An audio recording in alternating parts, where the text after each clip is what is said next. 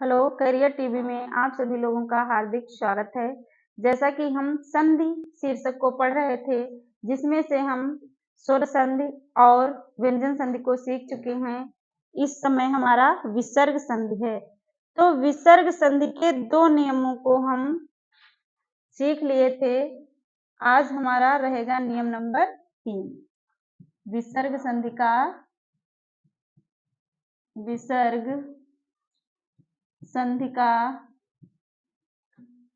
विसर्ग संधि का नियम नंबर 3 रहेगा।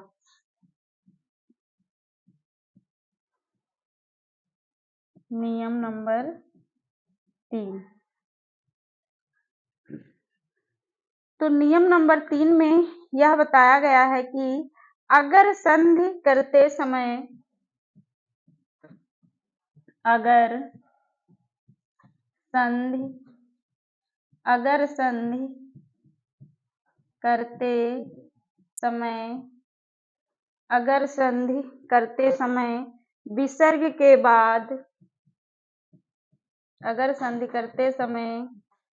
विसर्ग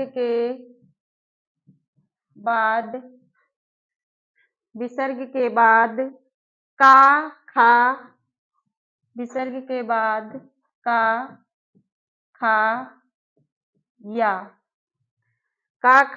या पा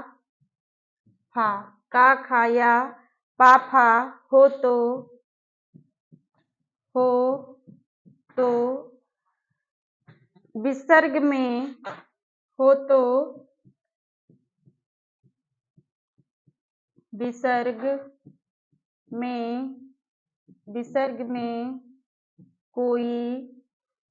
में कोई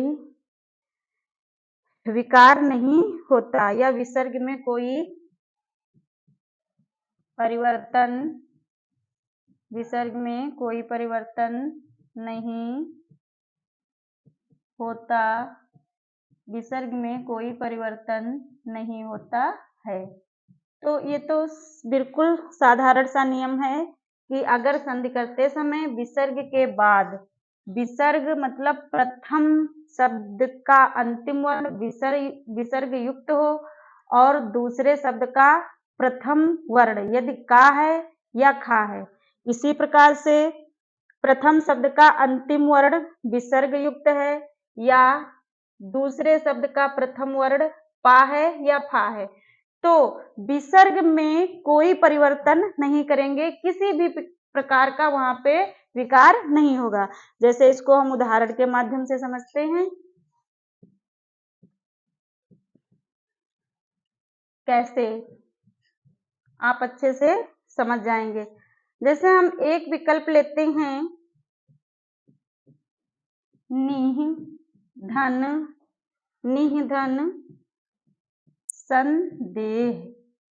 धन संदेह। तो इसको हम नियम के अकॉर्डिंग देखेंगे कि यहाँ पे तो ये शब्द है, तो हम कोई भी परिवर्तन हमको इसमें करना नहीं। एक तो ये नियम लगेगा, तो इसका हम ज्यों का त्यों लिख देंगे। केवल हटेगा तो क्या, धन यहाँ से हटेगा। तो यहाँ पे हम इस उदाहरण को हम यहाँ ये दूसरे नियम के अंतर्गत आएगा। जैसे आपका हिंदी का एक शब्द है जो आप लिखते भी हैं, उसी प्रकार से देखिए। जैसे आप लिखते हैं प्रातः काल, क्या लिखते हैं, प्रातः धन काल। तो यहाँ ये नियम इस उदाहरण में लगेगा। जैसे आपका ये प्रथम शब्द है, प्रथम शब्द का अंतिम वर्ण विसर्ग युक्त है और दूसरे शब्द का जो प्रथम वर्ण है वो क्या है, का। आपको मिल गया का, तो हमको कोई परिवर्तन करना ही नहीं है, तो इसको हम ज्यों का त्यों यहाँ पे लिख देंगे। जैसे प्रातः काल, ऐसे ही हम इसको हिंदी में लिखते भी हैं, तो हो जाएगा प्रातः काल। इसी प्रकार से और उदाहरण है, जैसे हमने लिया अंतः धन करण, तो यहाँ देखिए प्रथम शब्द के अंतिम वर्ण में ये विसर्ग युक्त है, विसर्ग हमको मिल गया। दूसरे शब्द का प्रथम वर्ण हमारा क्या है, का है। तो यहाँ पे हमको किसी भी प्रकार का कोई परिवर्तन नहीं करना है और ये ज्यों का त्यों लिख देंगे। तो क्या हो जाएगा, अंतःकरण, सिर्फ धन को हम यहाँ पे हटा देंगे। ये समझ गए। इसी प्रकार से आपको ये ध्यान रखना है कि यदि द्वितीय शब्द का प्रथम वर्ण का हो या खा हो, पा हो या फा हो, तो होने पर हम और पहला शब्द जो है उसका अंतिम वर्ण विसर्ग युक्त हो तो किसी भी प्रकार का परिवर्तन नहीं किया जाएगा। सिर्फ हम यहाँ पे ये जो धन लगाते हैं इसको हटा देंगे और ज्यों का त्यों लिख देंगे। ये नियम नंबर 3 की पहचान है, इस प्रकार से हम पहचानेंगे। अगला आपका है नियम नंबर 4। इसमें देखिए क्या है, नियम नंबर 4। इसमें अगर संधि करते समय, अगर संधि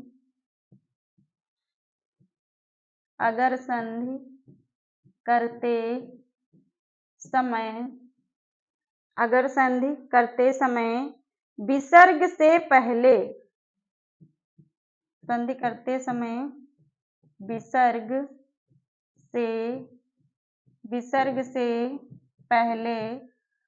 विसर्ग से पहले आवर्ण, कौन सा वर्ण, आवर्ण हो तो विसर्ग, आवर्ण हो तो विसर्ग और बाद में घोष व्यंजन या हा, बाद में क्या हो, घोष व्यंजन या हा। तो आप अभी घोष व्यंजन नहीं जानते होंगे तो हम सीधे लिख लेंगे कौन सा वर्ण होना चाहिए, बाद में हो तो, और बाद में घोष व्यंजन हमारा है हा, घोष व्यंजन हा हो तो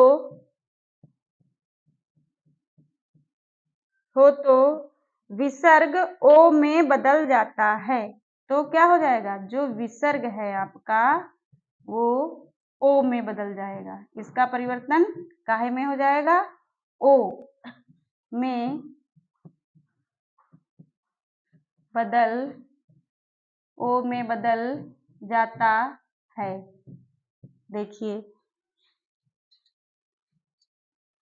इसको हम उदाहरणों के माध्यम से देखेंगे।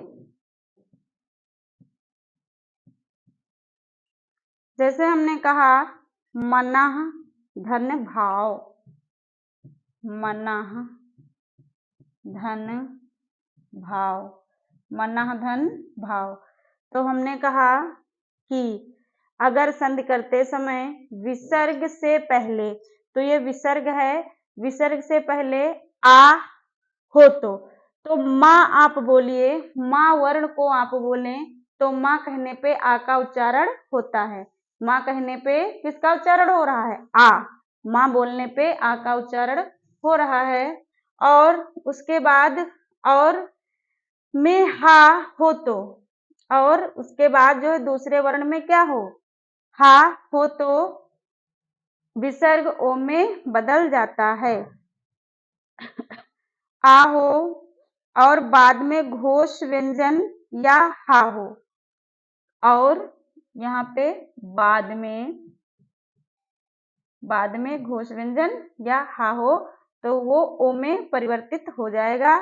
तो इसे देखिए हम कैसे कन्वर्ट करेंगे, क्या हो जाएगा, ये विसर्ग से पहले हमें आ का उच्चारण मिला तो ये ओ में विसर्ग बदल जाएंगे, तो ये जो विसर्ग हैं ये ओ में बदल जाएंगे, तो मनोभाव, क्या हो जाएगा, मनोभाव। अब हम देखते हैं दूसरा उदाहरण, यशः धन, यशः धन दा, यशः धन दा।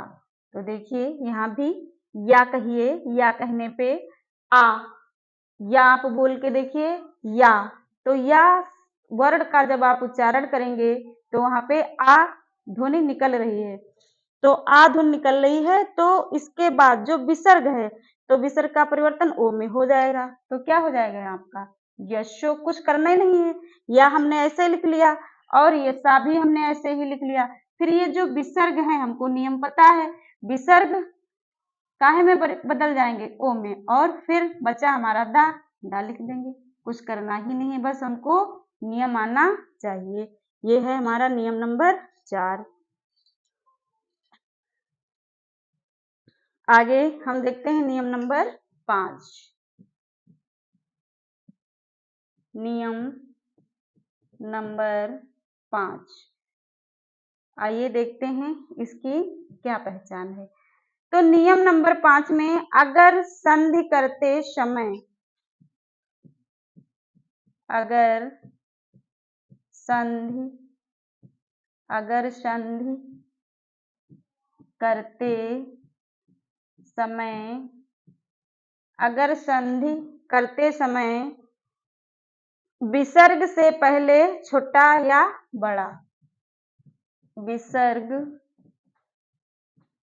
से पहले, वही नियम नंबर 4 वाला ही इसमें अभी नियम लग रहा है, विसर्ग से पहले क्या होना चाहिए, या तो छोटा आ या बड़ा आ, छोटा आ या बड़ा आ, ये दो हमारे जो स्वर हैं, तो इनको छोड़कर, अब यहाँ ध्यान देना है, छोटा आ या बड़ा आ को छोड़कर, छोटा आ या बड़ा आ को छोड़कर कोई अन्य स्वर हो, कोई अन्य माने दूसरा, कोई अन्य स्वर, कोई अन्य स्वर हो, तो कोई अन्य स्वर हो तथा बाद में, तथा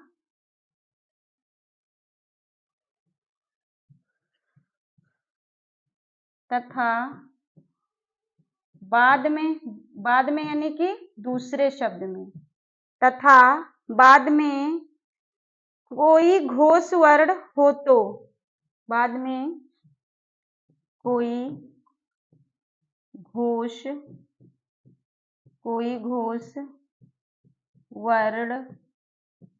कोई घोष वर्ण हो, तो कोई घोष वर्ण हो तो विसर्ग के स्थान पर रा बन जाता है।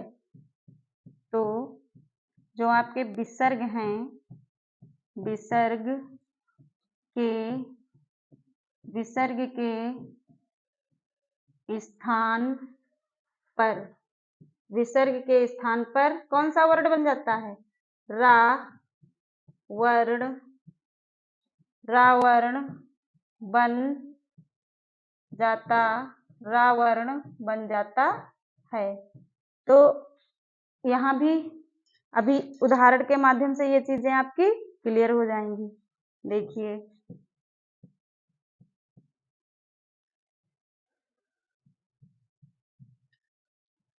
आपका नियम क्या कह रहा है कि अगर संधि करते समय विसर्ग से पहले, जो आपका विसर्ग है, विसर्ग से पहले आपके दो सुर, कौन से सुर, छोटा आ या बड़ा आ, छोटा आ या बड़ा आ को छोड़कर कोई अन्य सुर हो, इन सुरों को छोड़कर, जो हमारे छोटा आ बड़ा हैं, इन सुरों को छोड़कर कोई अन्य सुर यानी दूसरा सुर हो, तथा बाद में कोई घोष वर्ण हो, तो विसर्ग के स्थान पे, जो आपके विसर्ग हैं उनके स्थान पे कौन सा वर्ण बन जाएगा, हमारा रा वर्ण बन जाता है। जैसे उदाहरण है हमारा, हमने कहा निर्धन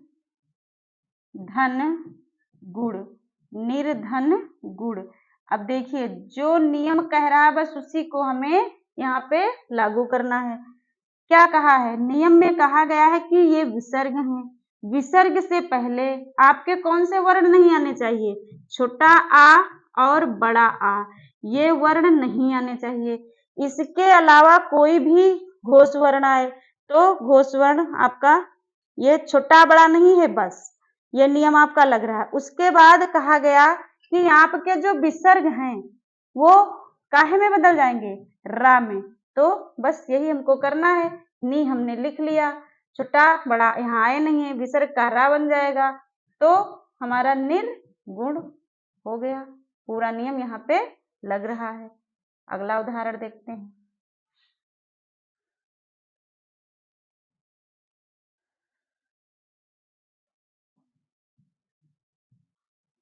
अगला उदाहरण हमारा है दुह धन उपयोग। दुह धन उपयोग, यहाँ भी देखिए कि आपका नियम लग रहा है। विसर्ग से पहले हमारा छोटा बड़ा नहीं है, तो जब छोटा बड़ा है ही नहीं तो विसर्ग का क्या हो जाएगा? राम में परिवर्तन हो जाएगा। तो हमने दा तो ऐसे ही लिख लिया। अब ये विसर्ग हमारे क्या बन जाएंगे? विसर्ग हमारे रा में परिवर्तित हो जाएंगे। तो ये आपका हो जाएगा दुरुपयोग। क्या हो जाएगा? दुरुपयोग। ये आपका हो जाएगा दुरुपयोग, आपका हो गया। अब आगे हम देखते हैं नियम नंबर 6। नियम नंबर 6। नियम नंबर 6।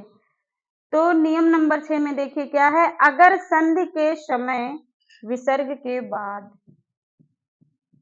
अगर संधि के समय, अगर संधि के समय विसर्ग, अगर संधि के समय विसर्ग के बाद, अगर संधि के समय विसर्ग के बाद ता सा या तालव्य सा या दंतिक सा हो, तो कौन कौन से वर्ण हैं? हमारा वर्ण है ता, और उसके बाद है हमारा तालव्य सा, और उसके बाद है हमारा दंतिक सा। तो ये सा हो तो विसर्ग के पहले, ये हूं तो विसर्ग, तो विसर्ग के पहले, विसर्ग के पहले तालव्य सा या दंतिक सा हो जाता है। विसर्ग के पहले हमारा तालव्य सा या दंतिक सा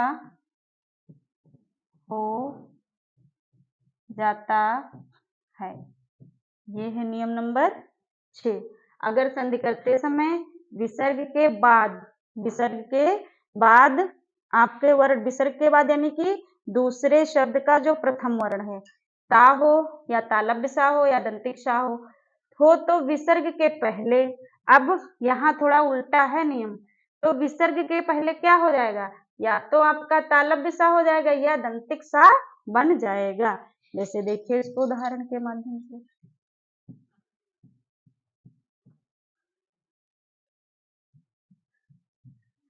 देखिए उदाहरण आपका है, जैसे हमने कहा निह धन संतान, निह धन संतान, निह धन संतान। नियम क्या आपका कह रहा है कि विसर्ग के बाद, ये विसर्ग है हमारे, यानी कि पहले शब्द के बाद फिर दूसरे शब्द का प्रथम वर्ण सा है, देखो दंतिक सा आपका मिल रहा है, तो क्या हो जाएगा? विसर्ग के पहले। अब ये जो आपके विसर्ग ही हैं या विसर्ग के पहले, क्योंकि यहाँ विसर्ग है तो यही विसर्ग जो है दंतिक सा या तालव्य सा में परिवर्तित हो जाएंगे। तो क्या हो जाएगा? देखो नी हमने ऐसे लिख लिया। अब विसर्ग के पहले कौन सी, यहाँ पे आपकी दंतिक सा है तो दंतिक सा आधी हो गई, और निश संतान हो जाएगा आपका। क्या हो जाएगा? बाकी सब वैसे ही हम यहाँ पे नोट कर देंगे, निश संतान। अगला उदाहरण देखिए, जैसे हमने कहा निह धन तेज, निह धन तेज, तो यहाँ भी ये विसर्ग हैं। विसर्ग के बाद हमें ये ता वर्ण मिला, ता वर्ण मिल गया तो क्या हो जाएगा? ये हमारा नी तो हमने लिख लिया, विसर्ग ही क्या हो जाएंगे? निश और तेज, निश तेज हो गया। और भी उदाहरण देख लेते हैं, जैसे दूह धन शासन, दूह धन शासन। अब यहाँ देखिए, यहाँ ये हमारे विसर्ग हैं, पहले हमने दा को ऐसे लिख लिया, अब विसर्ग, यही विसर्ग हमारे, अब यहाँ देखना पड़ेगा, यहाँ देखो, यहाँ दंतिक सा थी तो दंतिक सा में विसर्ग बदलेंगे। यहाँ हमारी ये तालव्य सा है, ये तालव्य सा है तो हमारी तालव्य सा में ही विसर्ग परिवर्तित होंगे, तो ये क्या हो जाएगा? दुःशासन, दुःशासन।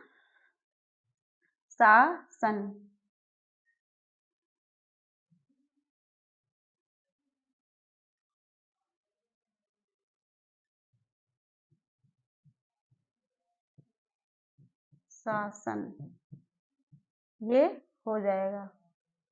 ये आप अच्छे से समझ गए। अब हम देखते हैं नियम नंबर 7। नियम नंबर 6 तक आप पढ़ चुके हैं। अगला नियम है हमारा नियम नंबर 7। आइए हम देखते हैं नियम नंबर 7 में क्या है। तो अगर संधि करते समय, अगर संधि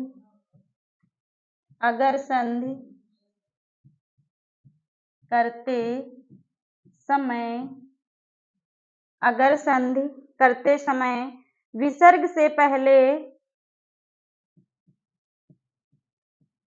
संधि करते समय विसर्ग से पहले, विसर्ग से पहले छोटा आ या बड़ा आ, विसर्ग से पहले छोटा आ या बड़ा आ हो तो,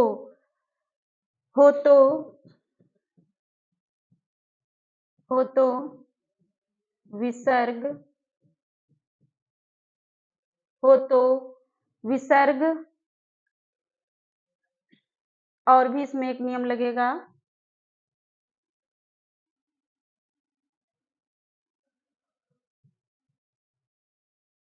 अगर संधि करते समय विसर्ग से पहले छोटा आ या बड़ा आ, ध्यान देना, छोटा आ या बड़ा आ हो तथा, बड़ा आ हो तथा, उसके बाद या बाद में, तथा बाद में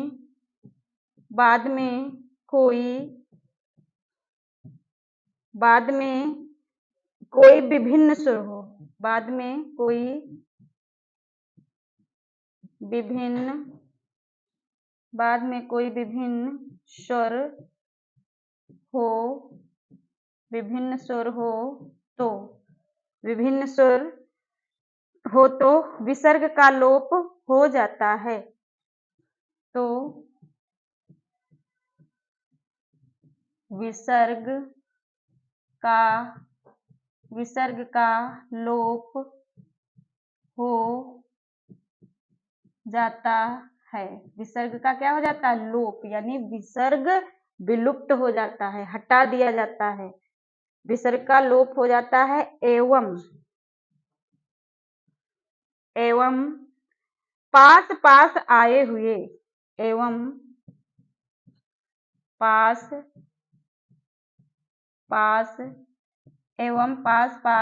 आए हुए, पास आए हुए स्वरों की संधि नहीं होती, पास आए हुए स्वरों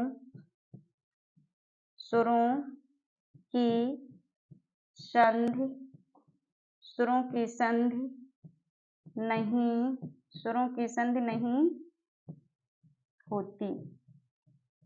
होती है या होती।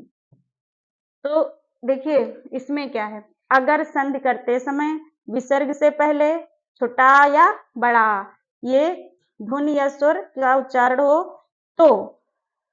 उच्चारण हो तथा बाद में कोई विभिन्न स्वर यानी छोटा बड़ा को छोड़कर कोई भी विभिन्न स्वर विसर्ग का लोप विभिन्न स्वर हो तो या आए तो विसर्ग का लोप हो जाता है। एवं एक और भी नियम है कि पास पास आए हुए स्वर, देखिए ये है आपकी विसर्ग संधि लेकिन पास पास आ रहे हैं सुर, तो पास पास आए हुए सुरों की संधि नहीं हो सकती, ये नियम के विरुद्ध है। आइए हम इसको उदाहरण के माध्यम से सीखते हैं। जैसे हमने कहा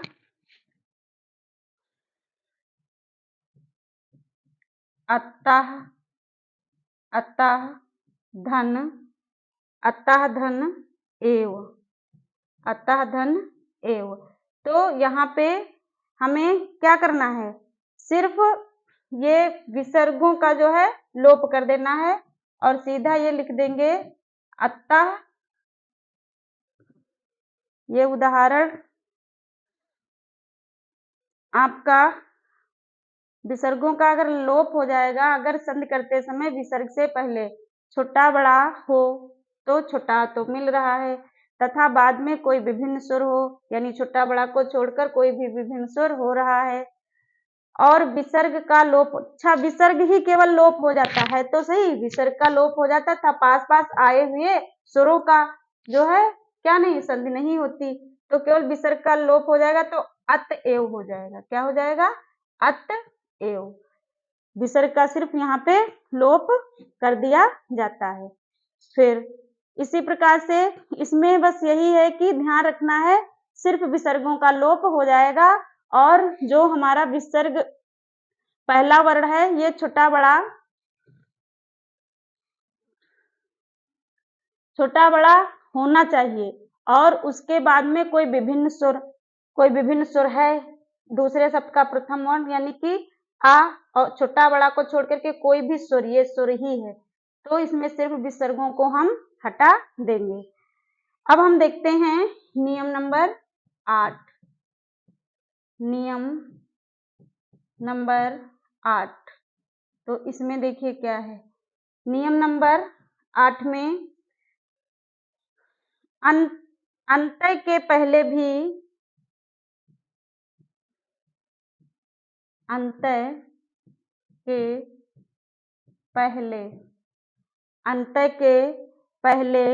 विसर्ग होता है। इसमें क्या होता है, अंत्य के पहले भी विसर्ग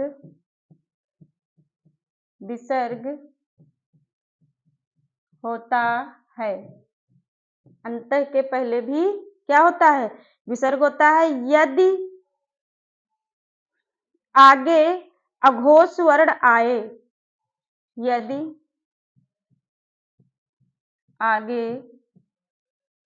आगे अघोष, ये घोष अघोष की एक क्लास ही आपको के लिए लगाई जाएगी तो उसमें आप घोष वर्ण क्या होते हैं, अघोष वर्ण क्या होते हैं उनके विषय में बताया जाएगा। तो आगे क्या है, अघोष वर्ण आए, कौन सा वर्ण आए, अघोष वर्ण आए, अघोष वर्ण आए तो विसर्ग का कोई विकार नहीं होता, तो विसर्ग में कोई परिवर्तन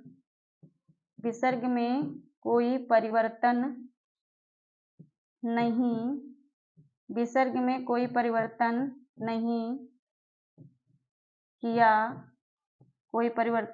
किया जाता है, विसर्ग में कोई परिवर्तन नहीं किया जाता है। और यदि उसके आगे घोष वर्ण आ जाता है, यदि उसके यानी विसर्ग की, उसके आगे घोष, उसके आगे घोष वर्ण, घोष वर्ण आ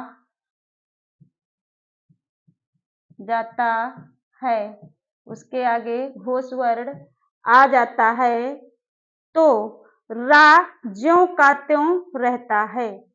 तो आपका जो रा वर्ण है, कौन सा वर्ण? रा। रा वर्ण,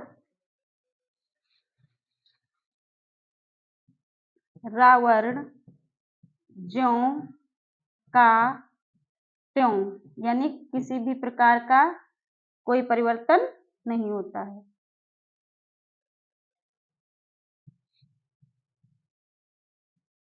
ज्यों का त्यों रहता है।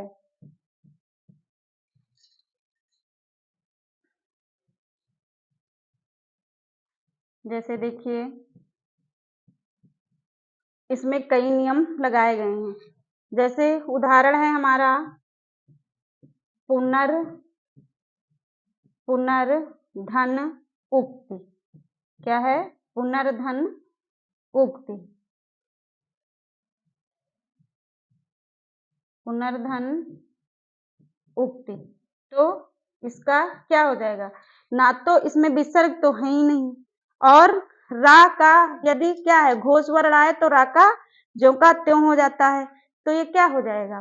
देखिए, ये पुनर, ठीक, पुनर हमने ज्यों का त्यों लिख लिया क्योंकि विसर्ग है ही नहीं, और हमने कहा कि उसके पहले क्या है, आगे ये जो हमारा रा है, रा के आगे हमारा कौन सा वर्ण? घोष वर्ण है, तो रा ज्यों का त्यों रहेगा। तो हमने पूरा ऐसे लिख लिया। अब ये छोटा ऊ है जो, तो छोटा ऊ की इसमें मात्रा लगा देंगे और पुनरुक्ति ये हो जाएगा, पुनरुक्ति हो जाएगा, क्योंकि इसमें कई नियम हैं। तो एक उदाहरण में एक नियम हमको मिल सकता है, ये जरूरी नहीं कि एक उदाहरण में सारे नियम हमको मिले, ऐसा नहीं है। और हम देखते हैं उदाहरण, जैसे अंतर धन करण, या इसमें अंतःकरण लगा लो तब भी अंतःकरण हो गया। विसर्ग भी आ गए क्योंकि है विसर्ग होता है तो विसर्ग है। फिर उसके रा के पहले आपका घोष वर्ण है, तो हम क्या करेंगे? रा यहाँ पे इसमें इसको कई प्रकार से लिख सकते हैं। ये जो हमारा, इसको दो प्रकार से हम लिख सकते हैं।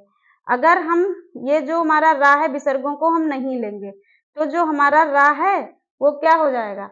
रा का परिवर्तन हमारा हो जाएगा विसर्गों में, और हो जाएगा हमारा अंतःकरण। ये भी नियम इसमें लगेगा, ये भी नियम हमारा इसमें लगेगा।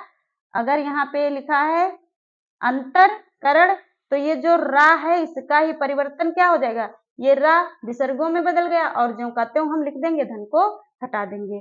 तो विसर्ग संधि के भी हमने लगभग कितने 8 नियम सीखे हैं। स्वर संधि को हमने अच्छे से सीखा, और व्यंजन संधि के लगभग 14 नियमों को हमने जाना, और विसर्ग संधि के 8 नियम। ये थोड़ा संधियां कठिन हैं क्योंकि हम लोग करते क्या, हल्का हल्का या मोस्ट मोस्ट पढ़ लेते हैं। यहाँ पे विस्तृत जानकारी आपको दी गई है।